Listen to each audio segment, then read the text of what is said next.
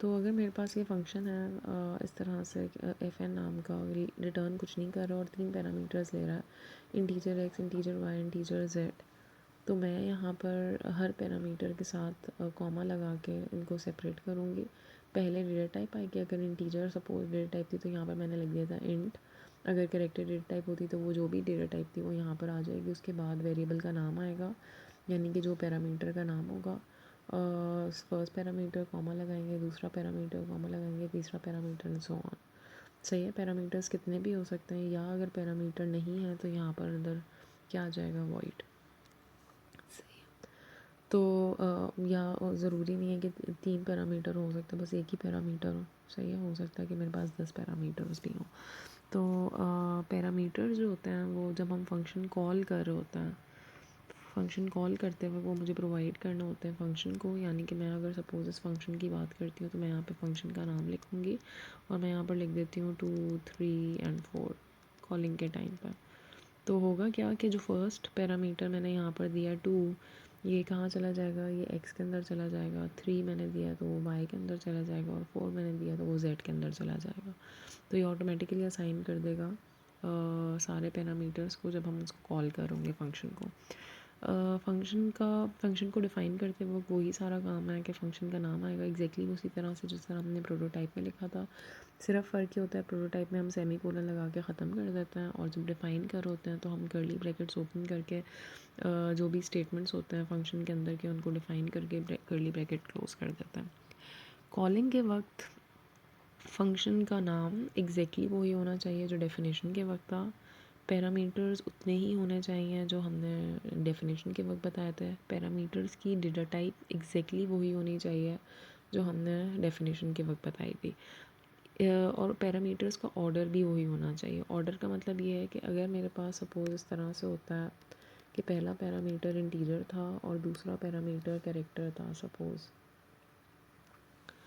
तो मैं यहाँ पर जब पास कर रही होंगी पैरामीटर्स, तो फर्स्ट मैंने इंटीजर पास करा, सेकंड मैंने कैरेक्टर पास करा, थर्ड मैंने इंटीजर पास करा।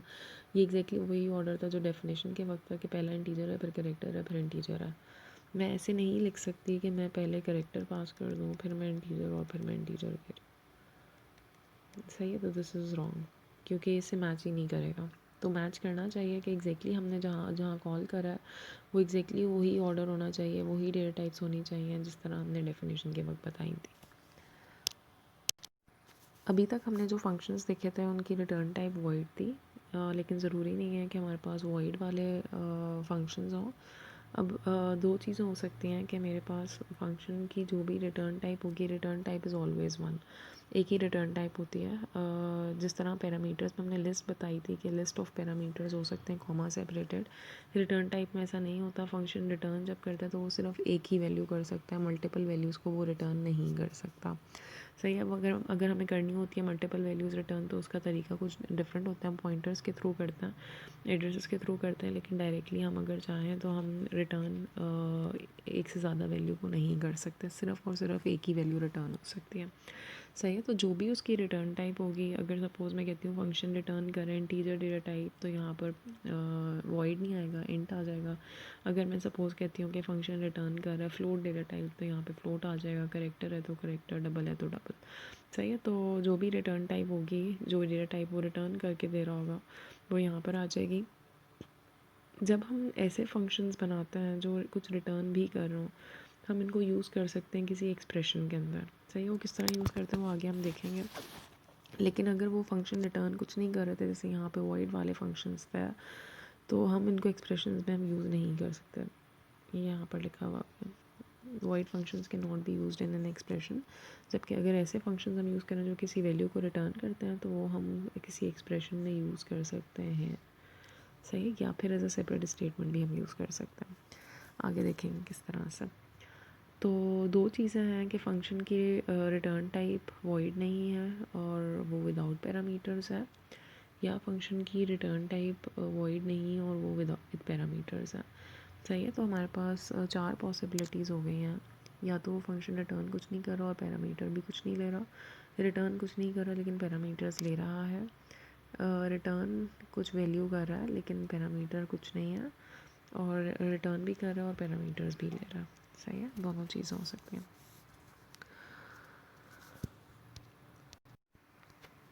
अच्छा, अगर सपोज़ मैं एक प्रोग्राम बनाना चाह रही हूँ इस तरह से कि जब भी हम प्रोग्राम स्टार्ट कर रहे हैं तो एक मैसेज प्रिंट होकर आ जाए हेलो वर्ल्ड का। तो यहाँ पर मैंने एक फ़ंक्शन बना दिया उसके लिए ग्रीटिंग के नाम का। अब क्योंकि C plus plus is a case sensitive language, तो अगर मैंने इस नाम का फ़ंक्शन बनाया हुआ है ग्रीटिंग और मैंने एक और फंक्शन बनाया हुआ है विद कैपिटल जी, तो these are two different functions. सही है। वो अब इसको नहीं जानता होगा, तो एग्जैक्टली वही नाम होना चाहिए जो यहाँ पर हमने लिखा है डेफिनेशन के वक्त और प्रोटोटाइप के वक्त।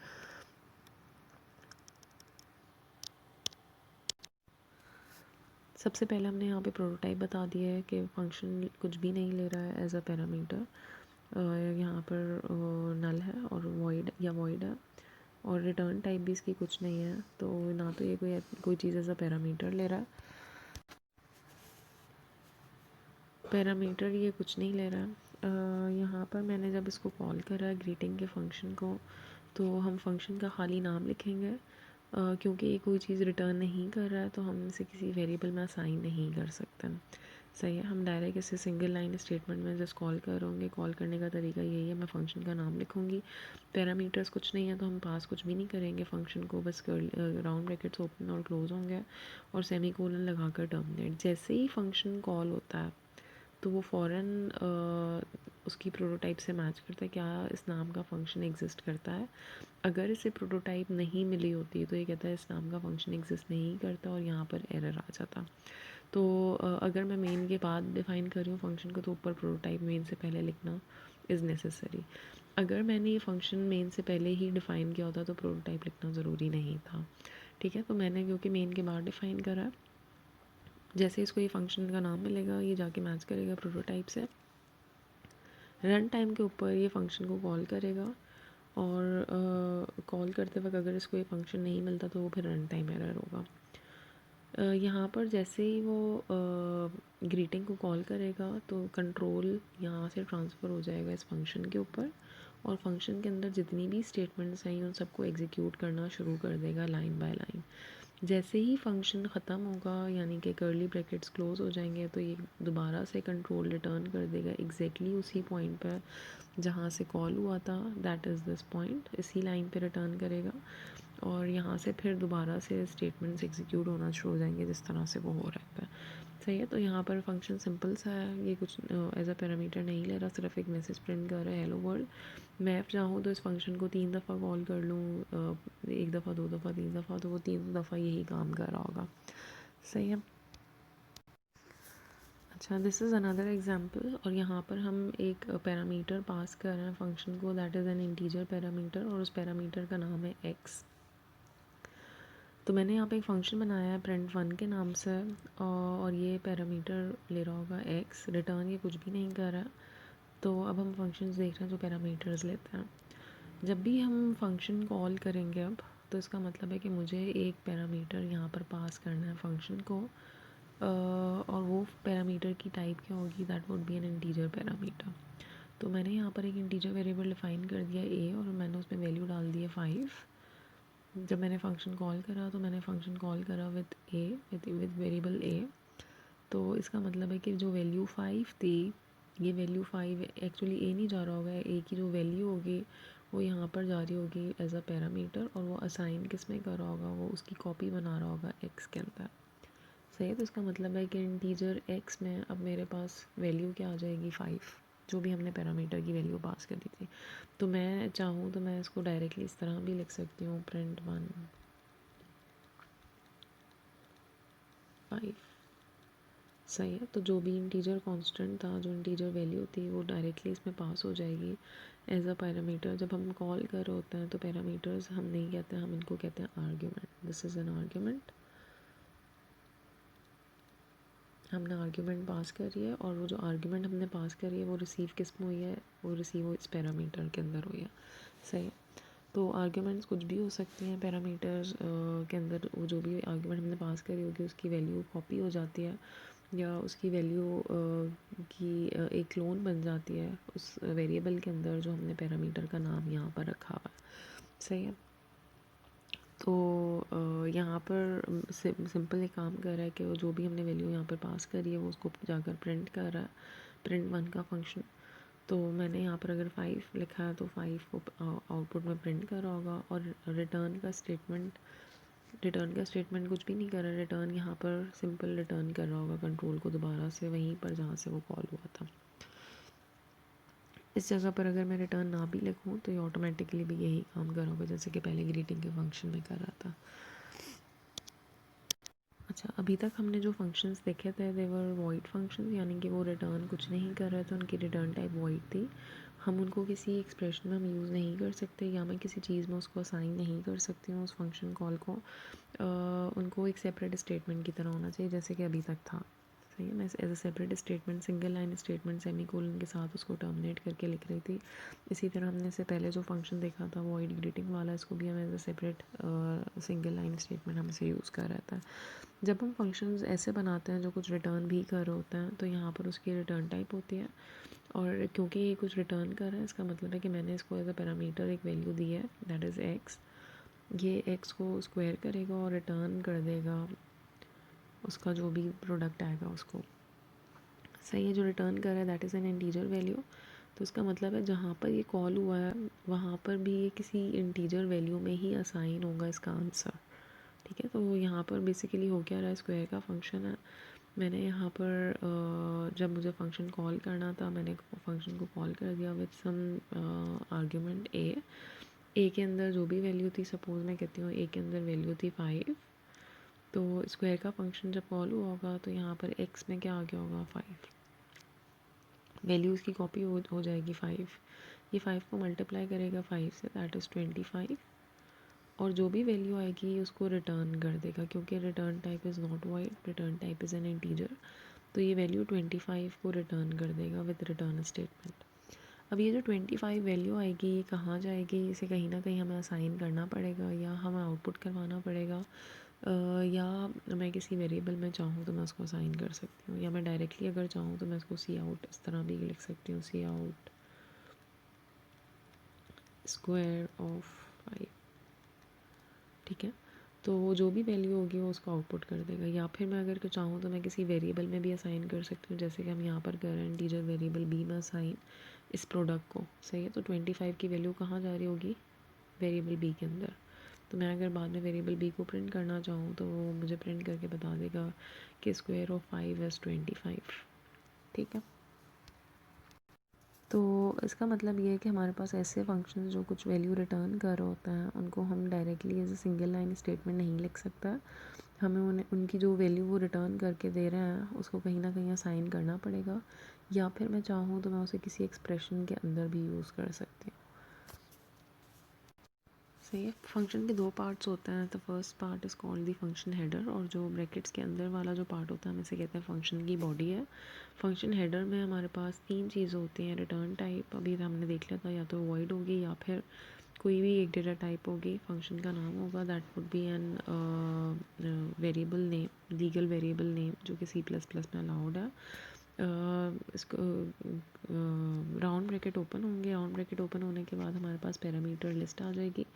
या तो एक पैरामीटर होगा या एक से ज़्यादा पैरामीटर होंगे या फिर हो सकता है पैरामीटर्स हो ही नहीं, तो यहाँ पर मेरे पास एम्प्टी ब्रैकेट्स होंगे या वॉइड होगा।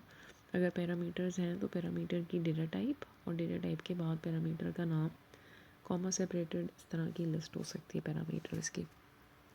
तो this first statement is called the function header. जब हम प्रोटोटाइप डिफाइन करते हैं तो हम ये पूरा हेडर एज इट इज़ लिखते हैं, बस आगे सेमी कोलन लगा देते हैं। लेकिन जब हम फंक्शन डेफिनेशन की बात कर रहे होंगे तो वहाँ पे फंक्शन की बॉडी को डिफ़ाइन करना लाजमी है। सही है, वहाँ पे कर्ली ब्रैकेट ओपन होंगे, कर्ली ब्रैकेट क्लोज होंगे और बिटवीन कर्ली ब्रैकेट्स हम फंक्शन के जो भी स्टेटमेंट्स होंगे हम उनको डिफ़ाइन कर रहे होंगे। अच्छा, एक और चीज़ ये है कि हम जब फंक्शन की प्रोटोटाइप लिखते हैं तो प्रोटोटाइप में हमें पैरामीटर्स की डेटा टाइप बताना और उनका ऑर्डर बताना मैटर करता है। उनके जो नाम हैं पैरामीटर्स के वो डिफरेंट हो सकता है। जैसे यहाँ पर मेरे पास फंक्शन की प्रोटोटाइप थी, फंक्शन था मल्टीप्लाई का। मल्टीप्लाई का काम बस ये था कि वो दो पैरामीटर्स ले रहा था और उनको आपस में मल्टीप्लाई करके उनका प्रोडक्ट रिटर्न कर रहा था। तो मैंने यहाँ पर जो पैरामीटर्स थे उनका नाम मल्टीप्लाई और मल्टीप्लिकेंट रखा हुआ है, जबकि डेफिनेशन के वक्त एक्स और वाई रखा हुआ है। सही, तो डजेंट मैटर कि मैंने नाम क्या रखा है, बस पैरामीटर्स की जो डेटा टाइप है वो मैटर करती है और ऑर्डर मैटर करता है कि वो ऑर्डर है क्या और डेटा टाइप्स हैं क्या। तो मैं अगर चाहूँ तो मैं पैरामीटर में खाली इस तरह से भी लिख सकती हूँ, इंटीजर कॉमा इंटीजर, नाम ना भी लिखूँ। डेफिनेशन में नाम लिखना ज़रूरी होता है, सही है, पैरामीटर्स के नाम भी लिखना ज़रूरी होता है।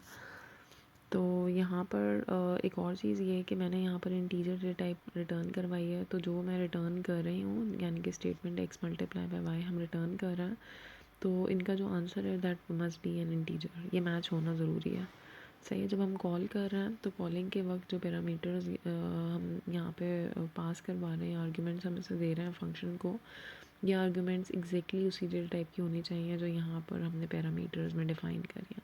अगर ऐसा होता है कि मैं यहाँ पर सपोज़ लिख देती हूँ 6.5 और यहाँ पर मैंने इंटीजर दिया हुआ था, तो यहाँ पर ये एरर दे देगा कि this function is not found, या पैरामीटर्स जो है वो मैच नहीं हो रहा है। सही है, तो एग्जैक्टली वही होनी चाहिए डेटा टाइप कॉलिंग के वक्त भी जो हमने डेफिनेशन के वक्त बताई थी। रिटर्न टाइप एग्जैक्टली वही होनी चाहिए, जो हम रिटर्न कर रहे हैं एग्जैक्टली वही होनी चाहिए जो उसकी रिटर्न टाइप है। सही है, सब चीज़ें मैच होनी चाहिए।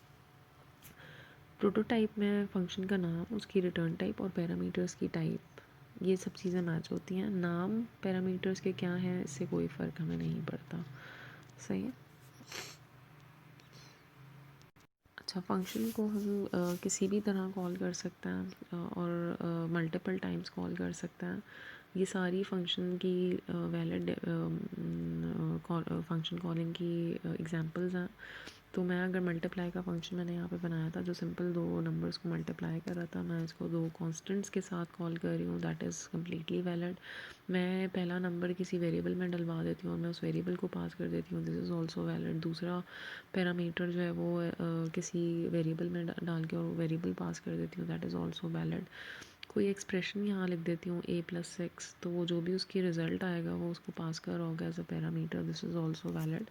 सही है, तो अगर सपोज़ ए के अंदर पड़ा हुआ था 2 और मैं प्लस कर रही हूँ 6, तो 6 + 2 8 जो वैल्यू है वो जा रही होगी एज एन आर्ग्यूमेंट फंक्शन के पास। फंक्शन कॉलिंग के अंदर फंक्शन कॉलिंग भी हो सकती है। सही है, दैट मीन्स कि मेरे पास जो भी इसका रिज़ल्ट आएगा मल्टीप्लाई ए और बी को करने के बाद, सपोज़ ए के अंदर 2 था, बी के अंदर 3 था, तो मुझे मल्टीप्लाई का जो फंक्शन है ये रिटर्न करके दे देगा 2 × 3 दैट इज़ 6, और ये दोबारा से इसको कॉल करेगा विद 6 and 7, दूसरा पैरामीटर यहाँ पर 7 बताया हुआ था। तो फंक्शन कॉलिंग के अंदर function calling, nested function calling जिसे हम कह सकते हैं वो हो सकती है। सही है, बिल्कुल इसी तरह एरेज़ में भी हो सकता है कि अगर सपोज़ मैंने एक इंटीजर एरे डिफ़ाइन किया था,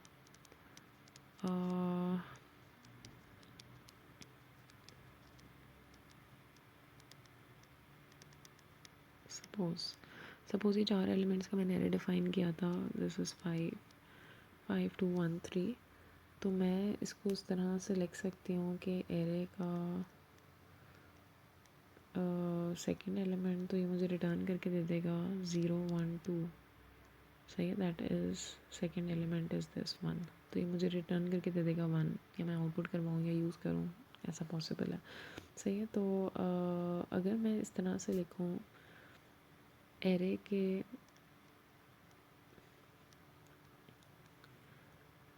एरे का सेकंड वैल्यू पे जो भी सेकंड इंडेक्स पे जो भी वैल्यू होती है उसका वो एज एन इंडेक्स हम यूज़ कर रहे हैं एरे में। ठीक है, तो मैं यहाँ पर ये वैल्यू मुझे क्या रिटर्न करके देगा, दैट मीन्स एरे का सेकंड एलिमेंट इज़ 1, और फिर एज एन इंडेक्स हम उसको यूज़ कर रहे हैं एरे में, तो एरे का फर्स्ट एलिमेंट इज़ 2। सही है, तो आंसर वुड बी 2। तो इस तरह से जिस तरह हम फंक्शंस में कर रहे हैं, नेस्टेड फंक्शन कॉलिंग हो रही है, तो इस तरह हम एरेज़ में भी इस तरह कर सकते हैं।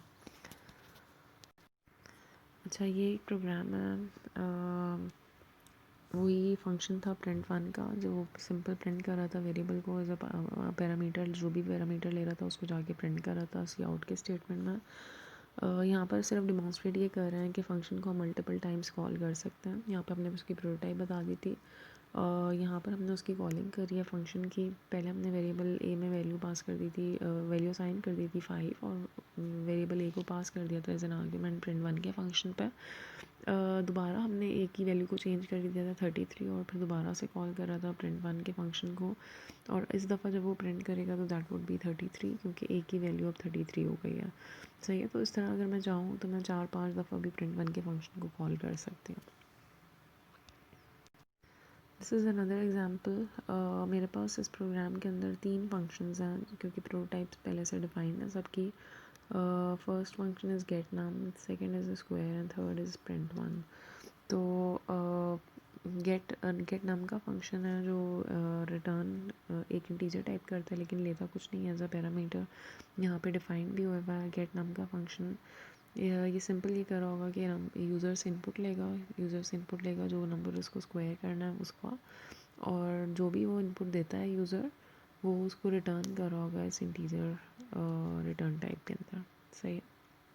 सी इन करेगा नाम एन को और नाम एन को ही रिटर्न कर रहा होगा। तो गेट नाम का बेसिकली पर्पस बस ये है कि वो एक नंबर यूज़र से इनपुट लेकर उसको रिटर्न कर रहा होगा। स्क्वायर का फंक्शन हम पहले देख चुके थे। हम इसे एक वेरिएबल देंगे या एज अ पैरामीटर हम इसे एक वेरिएबल पास कर रहे होंगे। उस वेरिएबल को ये मल्टीप्लाई करेगा विद इटसेल्फ और जो भी उसका आंसर आएगा, जो प्रोडक्ट का आंसर होगा, ये इसको रिटर्न करा होगा एक इंटीजर डेटा टाइप।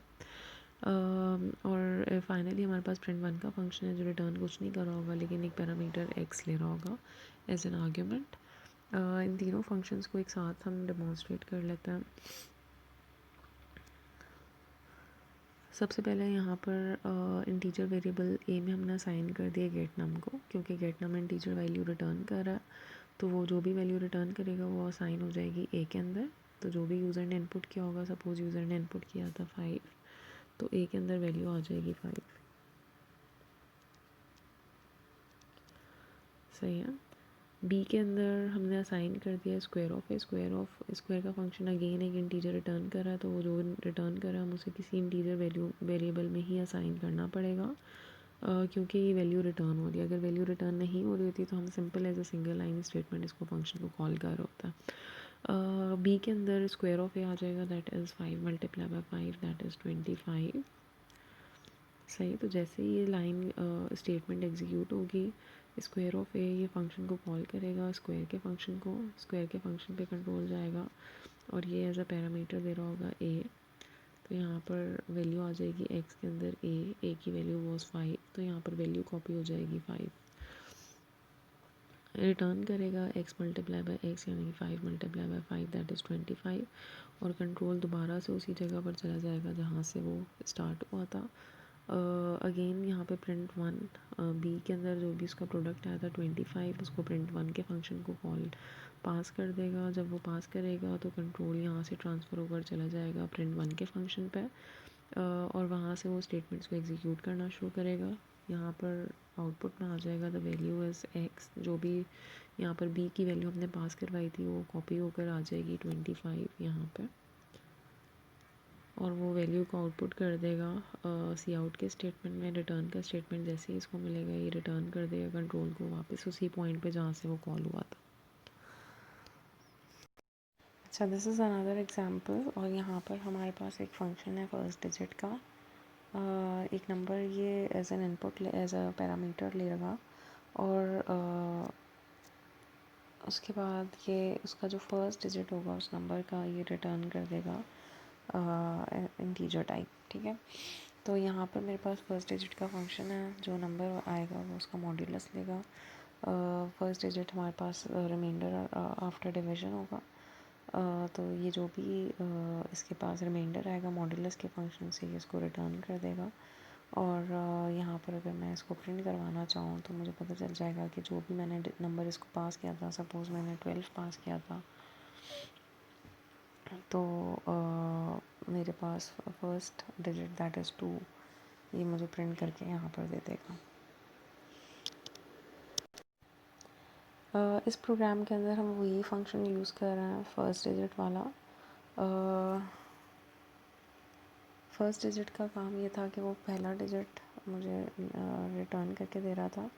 एक और फंक्शन हमने बना दिया सेकंड डिजिट का, जो नंबर में से जो सेकंड डिजिट है, अगर सपोज़ मैंने यूज़र ने टाइप किया था 23, तो first digit is 3 and second digit is 2। तो अगर मैं फ़र्स्ट डिजिट का फंक्शन कॉल करूँगी तो मुझे रिटर्न करके देगा 3, और अगर मैं सेकंड डिजिट का फंक्शन कॉल करूँगी तो दैट वुड बी 2। अभी किस तरह से होगा फर्स्ट डिजिट में, तो वो सिंपल मॉड्यूलस ले लेगा, जैसे कि यहाँ पर हो रहा है। सिंपल नंबर का जो भी मॉड्यूलस होगा वो रिटर्न कर देगा। सेकंड डिजिट में उसको डिवाइड बाय 10 करने के बाद जो मॉड्यूलस होगा, यानी कि सेकंड टाइम जब मुझे डिवाइड करने के बाद मॉड्यूलस मिलेगा, ये उसको रिटर्न कर होगा। सही है। यहाँ पर डिमॉन्स्ट्रेट ये कर रहे हैं कि हमने एक फ़ंक्शन बनाया है ऐड टू डिजिट्स का, जो इन दोनों फंक्शंस को यूज़ कर रहा है। सही है। मैं कोई भी नंबर उसको दूंगी एज एन इनपुट, और वो उस नंबर के जो शुरू के 2 डिजिट्स होंगे, first digit and second digit, उन दोनों को ऐड कर रहा होगा, और ऐड करने के बाद मुझे रिज़ल्ट रिटर्न कर रहा होगा। सही। तो ऐड टू डिजिट्स का नंबर है, फंक्शन है। यहाँ पर नंबर को हम एज अ पैरामीटर ले रहे हैं। फर्स्ट डिजिट ऑफ नंबर का फंक्शन कॉल होगा, तो ये जैसे ही यहाँ पर कॉल करेगा तो कंट्रोल यहाँ चला जाएगा और ये रिटर्न करके दे देगा। सपोज अगर 23 वाज द नंबर, तो ये रिटर्न करके दे देगा 3। रिटर्न करके दोबारा से कंट्रोल इधर ही आ जाएगा जहाँ से कॉल हुआ था। दोबारा से ये फंक्शन कॉल करेगा सेकंड डिजिट ऑफ नंबर, यानी कि नंबर यहाँ पर हमने 23 पास करा है, और कंट्रोल यहाँ चला जाएगा सेकंड डिजिट के फंक्शन पे। डिवाइड बाय 10 करेगा। डिवाइड बाय 10 जब 23 को करेगा तो रिज़ल्ट वुड बी 2, और फिर जब 2 का वो मॉड्यूलस लेगा 10 के साथ, तो रिमाइंडर वुड बी 2। तो यहाँ पर जो रिटर्न करके देगा result, that would B 2।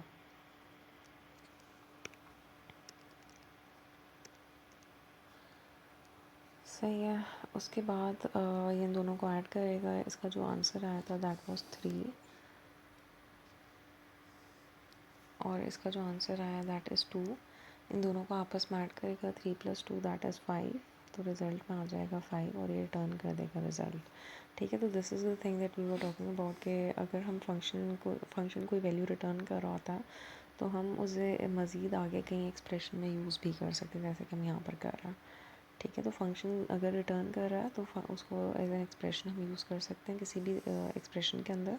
Addition subtraction उस नंबर के साथ कुछ भी कर सकता है। अगर वो रिटर्न नहीं कर रहा था तो फिर हम ये चीज़ इस तरह से नहीं लिख सकते थे। ठीक है। एक्सप्रेशन में यूज़ नहीं हो सकता था। जो भी रिटर्न करेगा रिज़ल्ट, वो यहाँ पर आ जाएगा जहाँ से कॉल हुआ था, और उसको साइन कर देगा सम के वेरिएबल में। प्रिंट करवाएंगे तो यहाँ पर प्रिंट होकर आ जाएगा 2 + 3 दैट इज़ 5।